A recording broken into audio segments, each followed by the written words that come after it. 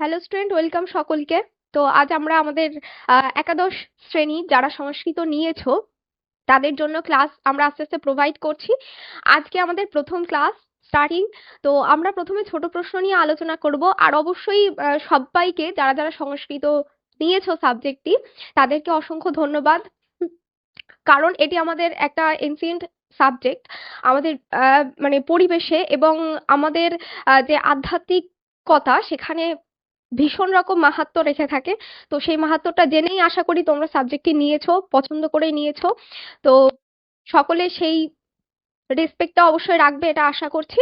তো আমাদের ক্লাস আজকে রাজবাহন চরিতম, ঠিক আছে? তো প্রথমে আমরা ছোট প্রশ্ন দেখব, যেটা থেকে রাজবাহন চরিতম থেকে আমাদের আহ 5 নম্বরের ছোট প্রশ্ন, এক এক করে 5টি প্রশ্ন থাকবে, ঠিক আছে? তো আস্তে আস্তে আমরা ব্যাখ্যামূলক ডেসক্রিপশন মূলক ক্লাস শুরু করব। তো তোমাদের যদি ভালো লেগে থাকে অবশ্যই আমরা আরো ক্লাস প্রোভাইড করব, ঠিক আছে? তো অবশ্যই ভালো লাগলে তোমরা রেসপন্স করবে, কেমন? আচ্ছা, তাহলে আস্তে আস্তে স্টার্ট করি। তো রাজবাহন চরিতম মূলত একটি রাজ কাহিনীমূলক গদ্য গদ্য গল্প আমাদের। তো গদ্য বলতে যেখানে লেখক অর্থাৎ রাজবাহন চরিতমের যিনি লেখক আচার্য দণ্ডী, তিনি রাজবাহন চরিতম লিখেছেন, যেখানে রাজকুমার পরবর্তী রাজা যিনি রাজবাহন তার কথাই আমরা পাবো। হ্যাঁ, তো সেক্ষেত্রে এখানে নায়ক হচ্ছেন রাজা রাজবাহন, এবং তার প্রেমিকা তথা স্ত্রী তিনি হচ্ছেন অবন্তী সুন্দরী। হ্যাঁ, তো আমরা দেবী বলে সম্বোধন করতে পারি। তো সেক্ষেত্রে এরা দুজন হচ্ছে আমাদের গদ্যের অর্থাৎ গল্পের নায়ক এবং নায়িকা। হ্যাঁ, একদম সুন্দর নাটকের মতন তোমরা ভিজুয়ালি, আশা করি আমি বললেই যখন বলবো গল্পের মতো তখন খুব সুন্দর বুঝতে পারবে। এখন আমি ছোট ছোট করে বলে যাচ্ছি। তো রাজবাহন চরিতমের গল্পে রাজা এবং রাজকন্যার কিভাবে প্রথম প্রণয়ের পর তাদের মিলন হয় এবং আস্তে আস্তে তাদের বিবাহ হয়, এবং কি কি বাধা বিপত্তির মধ্যে দিয়ে তারা এই অবস্থাটায় পৌঁছায়, সেটা হচ্ছে পুরো আমাদের গল্পটা। মানে প্রথম একটি আখ্যান, আখ্যান মানে আখ্যান বা উপাখ্যান বলতে আমরা মোটামুটি ভাবে বুঝি যে লোককথা। মানে একজন শুনেছিল তার পূর্বপুরুষের থেকে, এবং তিনি তার পরবর্তী প্রজন্মকে এই গাথা বা গল্প বা উপাখ্যান যাই বলি না কেন সেটা শুনিয়েছে, ঠিক আছে? তো এইটাকে বলে থাকে আখ্যান। তো এটা মোটামুটি ভাবে একটি আখ্যান বলতে পারি। হ্যাঁ, তো এটার বলা হয় যে দণ্ডী যিনি লিখেছেন অ্যাজ আ আখ্যান, ঠিক আছে? সেখানে এই রাজা রাজবাহনের কিভাবে তিনি রাজ্য জয় করেছেন এবং তার জন্ম কিভাবে সেটা পাই কোথা থেকে, আমাদের সিলেবাসে রয়েছে প্রথম উচ্ছ্বাসটি, ঠিক আছে? এর আরো অনেকগুলি উচ্ছ্বাস রয়েছে, সেখানে আমাদের প্রথম উচ্ছ্বাসটি আমাদের সিলেবাসে রয়েছে। সেই প্রথম উচ্ছ্বাসটি নিয়ে আমরা আলোচনা করব, সেখান থেকে আজকের কোশ্চেন আনসার। আচ্ছা, দেখে নি প্রথম আমাদের এই যে একটুখানি দেখো, এখানে বলেছে যে কাহিনী। তো মহাকবি দণ্ডির উপাখ্যান, এটা আমরা জানলাম, এটা একটি উপাখ্যান, এটা আমরা জানলাম। হ্যাঁ, আর কি বলেছে যে রাজবাহনের বিশ্ববিজয় যাত্রা, মানে তিনি আমাদের পুরো পৃথিবীটা, পুরো বিশ্ব তিনি জয় করেছিলেন। জয় করেছিলেন বলতে তিনি যুদ্ধ জয় করেননি। তিনি কারোর সঙ্গে যুদ্ধ করে পুরো মহাদেশের সম্রাট হয়ে যাননি, তিনি ভ্রমণ করেছিলেন অ্যাজ আ পর্যটক। হ্যাঁ, সেটা বলা হয়েছে। আর কি, এটা হচ্ছে প্রেমের কাহিনী, একটা প্রেমমূলক আখ্যান, ঠিক আছে? যে রাজবাহন এবং অবন্তী সুন্দরী যিনি আমাদের নায়িকা, এই দুজনার প্রেম কাহিনী এখানে বর্ণিত হয়েছে। হলো, আর কি রয়েছে যে বিভিন্ন রাজার সঙ্গে মিলন, অর্থাৎ তার যে বন্ধু ছিল, এবং তিনি যেহেতু ভীষণ একজন শক্তিশালী রাজা ছিলেন, তো তার সঙ্গে যারা যারা বাদ বাকি সম্পর্ক রেখেছিলেন বা যুদ্ধে আহ্বান করেছিলেন, যে কাউকে বলি যে যখন নিজেদের মধ্যে কোনো কনক্লুশনে পৌঁছানো না যায়, বা কাউকে মনে হয় যে এ আমাদের একটা ব্যবস্থা করে দেবে, হ্যাঁ, তো সেক্ষেত্রে আমরা এরকম একজন বুদ্ধিমান বা শক্তিশালী কাউকে আমরা আহ্বান করি। তো সেই রকমই তিনি কিন্তু কাউকে আহ্বান করতেন। তো সেটা হচ্ছে আমাদের রাজা রাজবাহন। কেমন? তো রাজা রাজবাহনকে তিনি ডাকলেন বিভিন্ন রাজারা দেশের, তো সেক্ষেত্রে কিন্তু তাদেরকে বলতেন যে আহ সেইভাবে আর কি মিলন হতো, বিভিন্ন রাজার সঙ্গে মিলনটা হতো। হলো, সেটা বলা হয়েছে। এরপরে রয়েছে সাহিত্য শৈলী। তো সাহিত্য শৈলীর ক্ষেত্রে বলা হচ্ছে সংস্কৃত অলংকার সাহিত্যের ব্যবহার, অর্থাৎ সংস্কৃতে বিভিন্ন যে অলংকরণ রয়েছে, আমাদের অলংকার শাস্ত্র রয়েছে, সেটা আমরা আস্তে আস্তে পড়বো, সেটা আমাদের ব্যাকরণের আপাতত দরকার নেই। তো অলংকার বলতে যে শৈলী, লেখকের যে ভাষা সেটা আরো সুন্দর করতে বিভিন্ন শৈলী তিনি অ্যাড করতেন, সেটাকে বলা হচ্ছে অলংকার শাস্ত্র, অলঙ্করণ। হ্যাঁ, এরপরে রয়েছে কাব্যিক বর্ণনা। কাব্যিক বর্ণনা বলতে যেমন আমরা রবীন্দ্রনাথ ঠাকুরকে চিনি, কাজী নজরুল ইসলামকে চিনি। তারা কি করতেন যে তাদের এক এক ধরনের এক একজনের কাব্যিক শৈলী ছিল। যেমন মাইকেল মধুসূদন দত্ত আমাদের চতুর্দশপদী কবি ছিলেন, অমৃতাক্ষর ছন্দে লিখতেন। তো এটা এক ধরনের শৈলী, ঠিক আছে। একই রকম ভাবে লেখক যিনি আমাদের দণ্ডী, তারও একটা শৈলী ছিল, লেখার একটা ভঙ্গি ছিল, সেটাকে বলা হয়েছে। এরপর রয়েছে নীতিশাস্ত্র ও রাজনীতি। যেহেতু এটা রাজা এবং রাজত্ব এখানে বেশি ইম্পর্টেন্স রাখছে, রাজার বিষয়েই কথা হচ্ছে, তো সেক্ষেত্রে এখানে রাজনীতি, কূটনীতি বা নীতিশাস্ত্র এগুলো অবশ্যই এখানে ইনক্লুডেড থাকবে, তাই তো। তো সেটা তিনি খুব সুন্দরভাবে কিন্তু এখানে গুছিয়ে বলেছেন, লিখেছেন। এরপরে বলেছে নীতি ও ধর্মনীতি। তো নীতি ও ধর্মনীতি বলতে বলা হয়েছে যে এখানে যে নারীদের ধর্ম এবং তার যে নীতি, রীতিনীতি, সমাজের যে এটা করা যাবে এইগুলো নিয়ম, হ্যাঁ, এই যে একটা পোলাইটনেস ছিল সকলের মধ্যে, কাউকে সম্মান করার, এই যে নীতিগুলো, সেই নীতির কিন্তু ব্যাখ্যা আমরা এখানে পেয়ে থাকি। কেমন? এটা গেল সাহিত্য শৈলী। এরপরে রয়েছে চরিত্র। দেখো এখানে আমাদের চরিত্র, আমরা মোটামুটি যে মেইন ক্যারেক্টার গুলো সেখানে কি কি পাচ্ছি। একটা হচ্ছে রাজবাহন, আমাদের নায়ক, আমাদের যিনি নায়ক, তাই তো, মেইন ক্যারেক্টার। হুম, হ্যাঁ, এটা হচ্ছে আমাদের মেইন ক্যারেক্টার। আর এরপরে রয়েছে, এই হলো একটা, এরপর হচ্ছে রাজহংস। আচ্ছা, রাজহংসর ব্যাপারে আমরা জানবো যে রাজহংস, একটা রাজহংস বলতে আমরা কি বুঝি, যে একটা রাজহাঁস, হংস মানে হাঁস, আর রাজহাঁস চিনি যে একটু বড় টাইপের যে হাঁসগুলি হয়ে থাকে সেইগুলি আমাদের, আমরা তাদেরকে রাজহাঁস বলি। তো এটা একটা প্রাণী, কিন্তু এখানে প্রাণীটিকে ওই যে অলংকার, অলংকার দিয়ে একটু অন্যরকম করে এখানে কিন্তু তুলে ধরা হয়েছে, এখানে অ্যাকচুয়ালি রাজহাঁস কিন্তু নয়। হ্যাঁ, এরপর রয়েছে উপহার বর্মা এবং প্রহার বর্মা। এই দুজন ছিলেন রাজবাহনের দুজন বন্ধু এবং রাজা, ঠিক আছে। এই দুজনের কথা আমরা পেলাম। এগুলো মোটামুটি আমাদের মেন ক্যারেক্টারের মধ্যে থাকছে। এরপর রয়েছে প্রেক্ষাপট ও পরিবেশ। তো বলেছি যে প্রাচীন ভারতীয় শহর সমূহ, অর্থাৎ প্রাচীন ভারতের যে বিশিষ্ট শহর বা নগর ছিল, তো সেইগুলোর কথা এখানে আমরা পাই, যেমন অবন্তী, মল্ল, হ্যাঁ, ইত্যাদি এই ধরনের শহর বা নগর। এরপর রয়েছে বিভিন্ন রাজ্যের রাজনৈতিক অবস্থা। তো তখনকার সেই সময়ে দাঁড়িয়ে বিভিন্ন রাজ্যের বিভিন্ন রাজা ছিল, সেই রাজার কেন্দ্রীভূত যে শাসন রাজ্যগুলি ছিল, শাসিত রাজ্যগুলি ছিল, তাদের অবস্থা কেমন ছিল, প্রজাদের অবস্থা এবং আর্থিক অবস্থা ইত্যাদি, সেইগুলির বিশদ বিবরণও আমরা পেয়ে যাব। এরপর হচ্ছে ভ্রমণ ও অ্যাডভেঞ্চার, অর্থাৎ এই যে বিশ্ব ভ্রমণ, প্রথমেই আমরা পাবো যে রাজা রাজবাহনের বিশ্ব ভ্রমণ বৃত্তান্ত।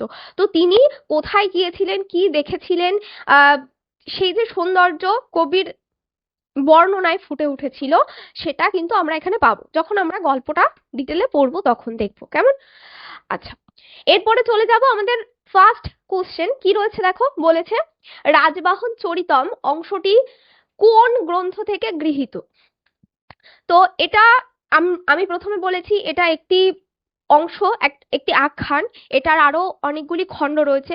তো সবগুলি খণ্ড একসাথে মিলিত হয়ে আমাদের কিন্তু মোটামুটি একটা কাব্য রয়েছে। সেই কাব্যটা কি সেটা জিজ্ঞাসা করা যায়, যে কোন কাব্য থেকে বা কোন অংশ, কোন গ্রন্থ, এই অংশটি কোন গ্রন্থ থেকে নেওয়া হয়েছে, ঠিক আছে।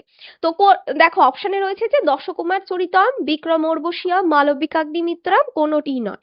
তো আশা করি কেউ কেউ জানবে, কারণ এটা তোমরা আগেও হয়তো পড়েছো যে বিক্রমোর্বশীয়ম এবং মালবিকাগ্নিমিত্রম এই দুটি হচ্ছে মহাকবি কালিদাসের লেখা। কেমন? তো এই দুটি অবশ্যই আমাদের উত্তর হবে না, আর এটা তো হবেই না, তাহলে আমরা কোনটা পাচ্ছি উত্তর? আমরা পাচ্ছি অপশন এ, ঠিক আছে, অর্থাৎ দশকুমার চরিতম, এটা থেকে আমাদের কিন্তু এই অংশটি, অর্থাৎ এই আখ্যানটি রাজবাহন চরিতমটি নেওয়া হয়েছে। আচ্ছা, দশকুমার চরিতম কেন নাম হয়েছে দশকুমার? 10 জন কুমারকে কেন্দ্র করে গল্পটি রচিত, এই কারণের জন্য গল্পটির নাম দশকুমার চরিতম। দশকুমার চরিতমের যে কটি খণ্ড রয়েছে তার 3টি ভাগে বিভক্ত হয়েছে। একটা প্রথম খণ্ড এবং একটি অন্তর্খণ্ড এবং একটি আমাদের যে শেষ যে খণ্ডটি রয়েছে সেটি। আচ্ছা, যেটা অন্তর্খণ্ড সেটা বলা হয় আপেক্ষিকভাবে কবি দণ্ডির লেখা গ্রন্থটি।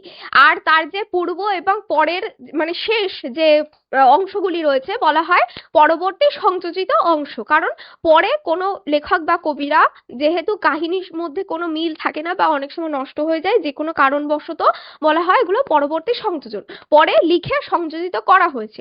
তো মূল যে কাহিনী সেটা হচ্ছে দশকুমার চরিতম, যেখানে 10 জন রাজা, 10 জন কুমার, রাজার ছেলে, মন্ত্রীর ছেলে, এরকম বিভিন্ন রাজসভার যারা রাজারা বন্ধু ছিলেন তাদের যে ছেলেরা, এরকম 10 জন কুমার, তারা দেশ ভ্রমণ করে। এবং আমি সংক্ষেপে একটু বলি যে তারা দেশ ভ্রমণ করে একটা জায়গায় স্থির হয়, সেখানে তারা রাত্রি যাপন করে, রাত্রিরে ঘুমায় এবং সেখানে কেউ একজন এসে যিনি মহাদেবের অভিশাপে আর কি তিনি তাকে অভিশাপ দেয় এবং একই সঙ্গে বলে যে রাজা রাজবাহন যদি তার সেবা করে তবে সে তার যে প্রেমিকা তার সঙ্গে তার বিবাহ হবে, এরকম একটি আখ্যান রয়েছে। তো যথারীতি দশকুমারের মধ্যে থেকে রাজবাহনকে নিয়ে যাওয়া হয় এবং তিনি রাজি হয় যে ঠিক আছে আমি এটুকু উপকার করতেই পারি বলে সে পাতালে চলে যায়, যে তাকে ডাকতে আসে, গিয়ে তাদের দুজনের সেবা করে এবং তাদের দুজনের বিয়ে হয়। বিয়ে হয়ে যখন সে আসে তখন দেখে তারা যেখানে রাত্রি যাপন করেছিল সেখানে কেউ নেই সেখানে, ঠিক আছে। তো তারা বাদ বাকি যে 9 জন ছিলেন কুমার, তারা রাজবাহনকে খুঁজে না পেয়ে তারা ভাবে কোথায় গেছে, খুঁজতে খুঁজতে তারা সবাই আলাদা হয়ে পড়ে এবং রাজবাহন ফিরে এসে যখন দেখে যে তারা সেখানে নেই তখন সেও তাদেরকে খুঁজতে বেরিয়ে পড়ে। এইভাবে 10 জন কুমার সম্পূর্ণ আলাদা হয়ে যায় একে অপরের থেকে। তারপরে কিভাবে সবাই আবার সবাইকে এক এক করে খুঁজে পায়, এবার সেখানে আবার অবন্তী সুন্দরীর সঙ্গে তার দেখা হয়, রাজকুমারীর সঙ্গে, নায়িকার সঙ্গে কিভাবে এবং কিভাবে মিলন হয়, এই সমস্ত গল্পটা কিন্তু আমাদের প্রথম উপাখ্যানের মধ্যে আমরা মোটামুটি ভাবে পেয়ে যাব। আরো বিস্তারিত রয়েছে যেহেতু আমাদের উচ্ছ্বাস অনেকগুলি, তাই তো। আচ্ছা, হলো তো আমাদের এখানে উত্তর কিন্তু হলো এটা যে দশকুমার চরিতম এটা হচ্ছে আমাদের মূল গ্রন্থ। এখান থেকে প্রথম উচ্ছ্বাসের নাম রাজবাহন চরিতম, ঠিক আছে। আচ্ছা, নেক্সট কি বলেছে দেখো, পরের প্রশ্ন বলেছে দশকুমার চরিতম গ্রন্থটির রচয়িতাকে।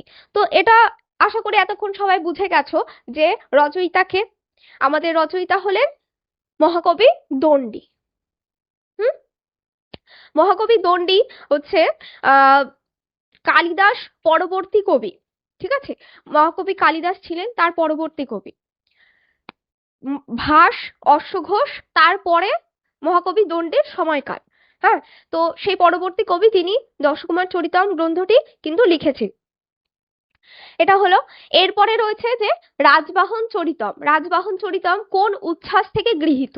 তো এটাও বলেছি যে আমাদের অনেকগুলি উচ্ছ্বাস রয়েছে, যার মধ্যে থেকে প্রথম উচ্ছ্বাস সেটি হচ্ছে সেখান থেকে আমাদের রাজবাহন চরিতম নেওয়া হয়েছে।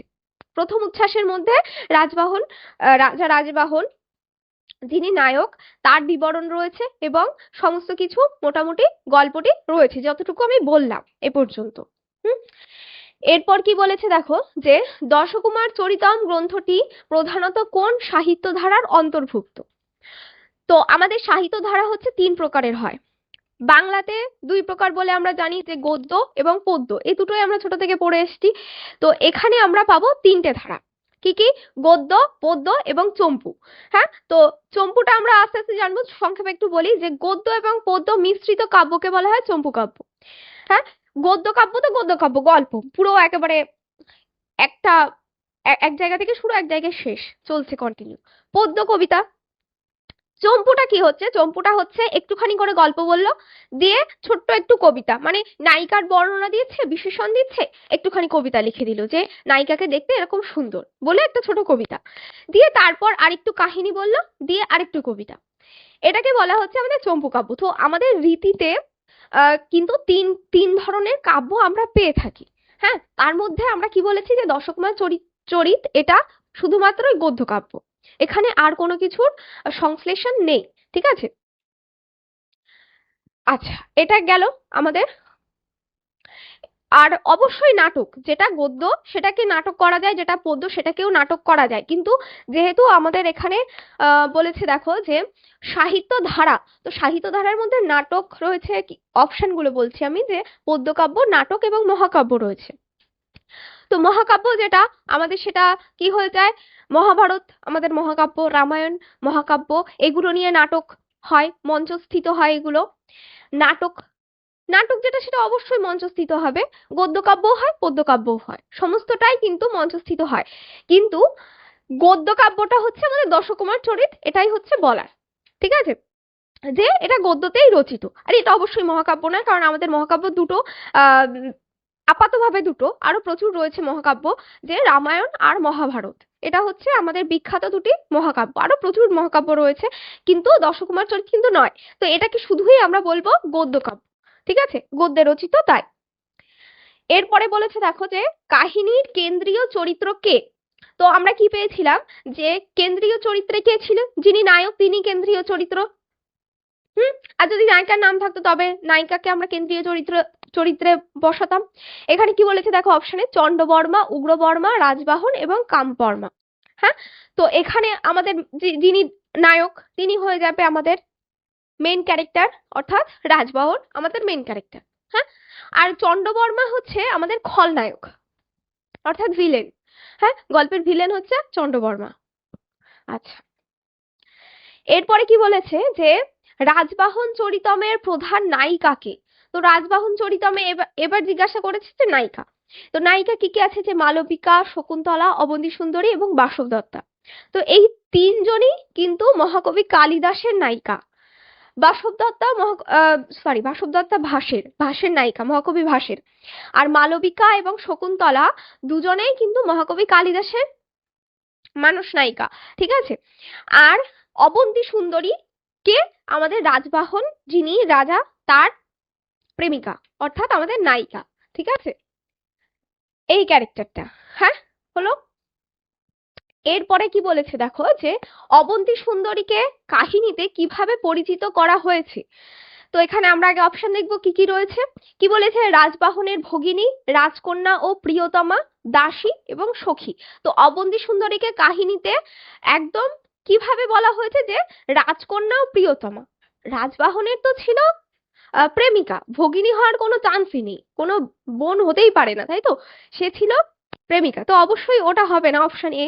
আমরা নেব অপশন বি, যে রাজকন্যা ও প্রিয়তমা, সে কোনো রাজার মেয়ে ছিল এবং প্রেমিকা ছিল রাজবাহনের সেই প্রিয়তমা। হ্যাঁ, হলো, তাহলে অপশন বি হলো আমাদের উত্তর। নেক্সট কোশ্চেনে যাব। কি বলেছে দেখো যে রাজবাহন ও অবন্তী সুন্দরীর স্বপ্নে কোন প্রাণীটি দেখা দিয়েছিল।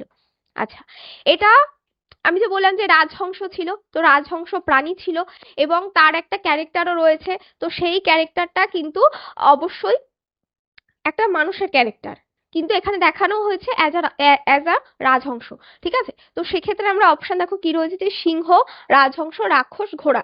তো রাজহংসটা আমরা নেব, কারণ আমরা জানি যে রাজহংস এই নামের একটা ক্যারেক্টার কিন্তু আছে। হুম, আচ্ছা, তাহলে এটা আমাদের উত্তর হয়ে গেল রাজহংস। এরপরে কি বলেছে, যে স্বপ্নে দেখা রাজহংসটির পা কি দিয়ে বাঁধা ছিল।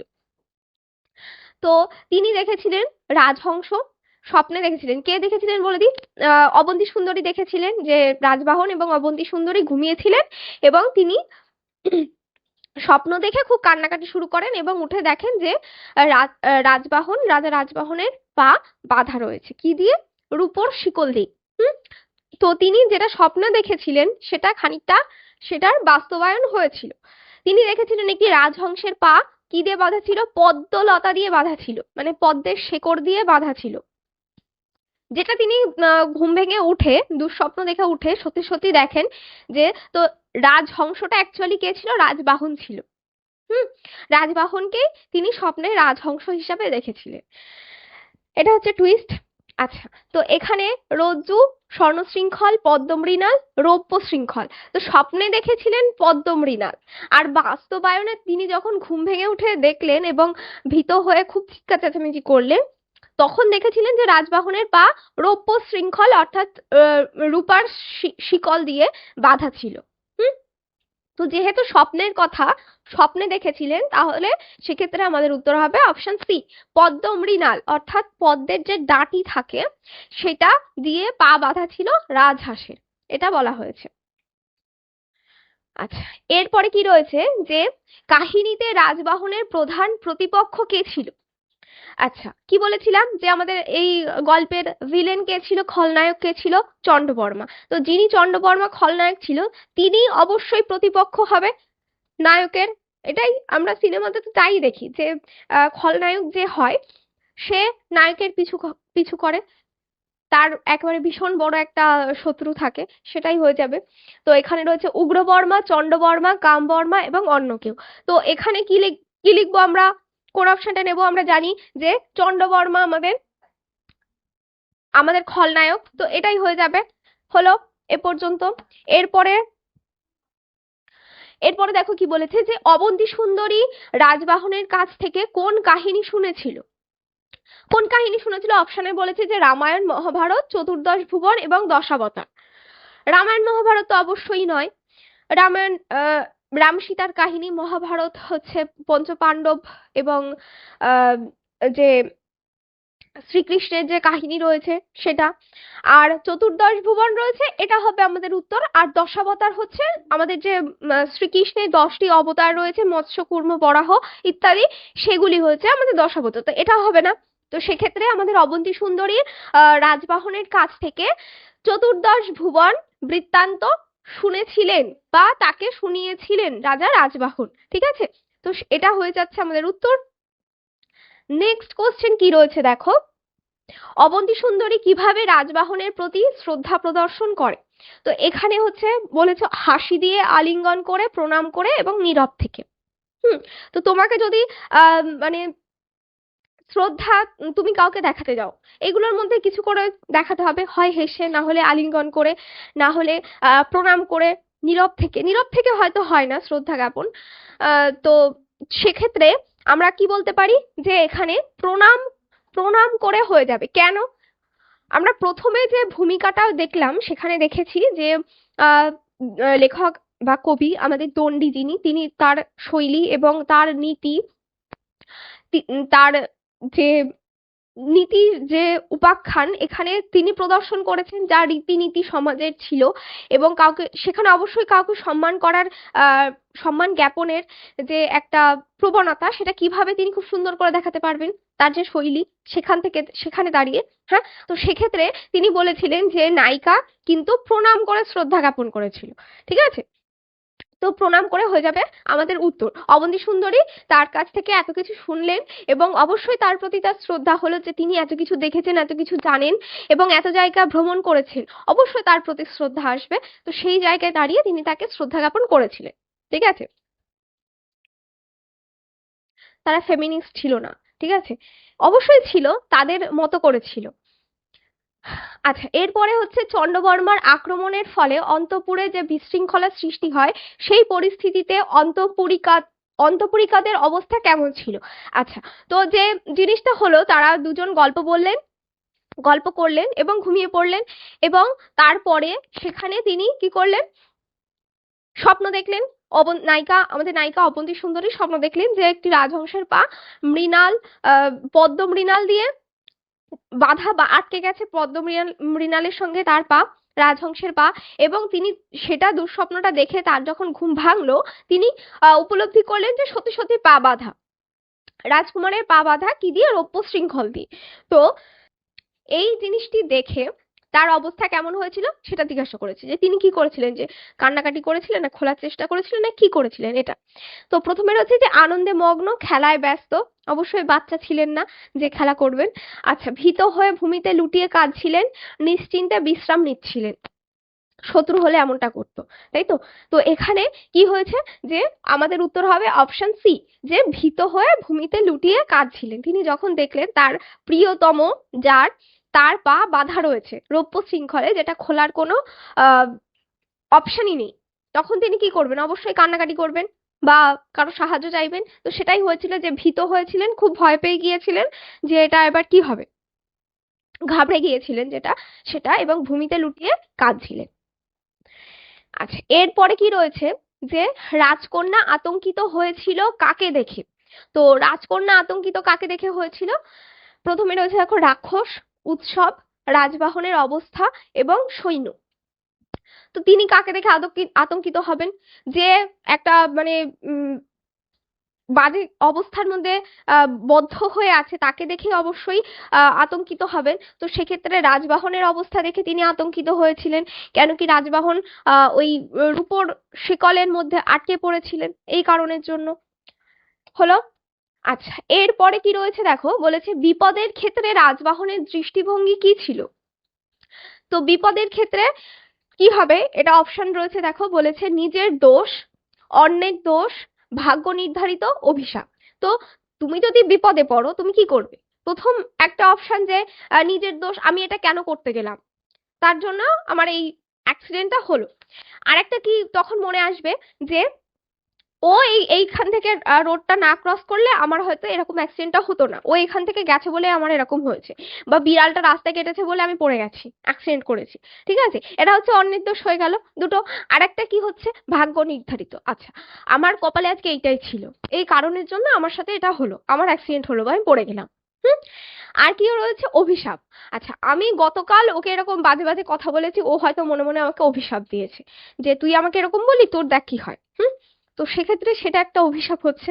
হ্যাঁ, তো এই গেল। তো এখানে মেইন তাহলে কি হবে, কোনটা আমাদের উত্তর হবে? উত্তর হবে অপশন সি, অবশ্যই ভাগ্য নির্ধারিত।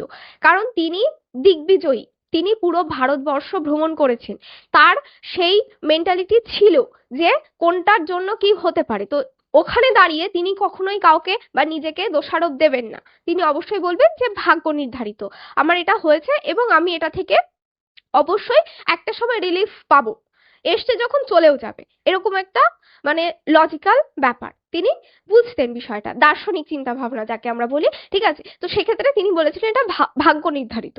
হলো এ পর্যন্ত। আচ্ছা, আমাদের আমরা 15টা করে করে এক একটা সেশন করব ছোট প্রশ্নের, কেমন? তো তোমাদের যদি ভালো লেগে থাকে অবশ্যই জানাবে যে ক্লাসগুলি কেমন লাগছে। আর কিছু জানার ইচ্ছা থাকলে এই টপিকের ওপরে, যে আরো কিছু ইনফরমেশন, তো অবশ্যই আমাকে বলবে, আমি প্রোভাইড করব, চেষ্টা করব, কেমন? আর ক্লাস কেমন লাগছে জানাবে অবশ্যই। তো আমাদের ক্লাস আজকে এ পর্যন্তই। থ্যাংক ইউ সকলকে।